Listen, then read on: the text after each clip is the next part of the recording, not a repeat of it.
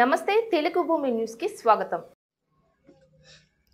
కరీంనగర్ జిల్లా ఇల్లంతకుంట మండలం రాచపల్లి మల్లన్నపల్లి గ్రామాలలో వెలిసిన గట్టు మల్లన్న స్వామి బ్రహ్మోత్సవాల సందర్భంగా తేదీ 5/3/2025 బుధవారం రోజున రాచపల్లి మల్లన్నపల్లి 2 గ్రామాల మధ్యలో వెలిసిన గట్టు మల్లన్న స్వామి ఉగాది ముందు మల్లన్న స్వామి దృష్టి కుంభము కార్యక్రమం ఈ రోజు నుండి మొదలుకొని కాళేశ్వరం గోదావరి నదిలో స్నానం కార్యక్రమం, మల్లికార్జున స్వామి ఉత్సవ విగ్రహాలను తీసుకొని స్నానాంతరం గంగపట్నం వేసి ఊరేగింపుగా ఉత్సవ విగ్రహాలను తీసుకొని గుడిలోకి స్వాగతం పలుకుతారు.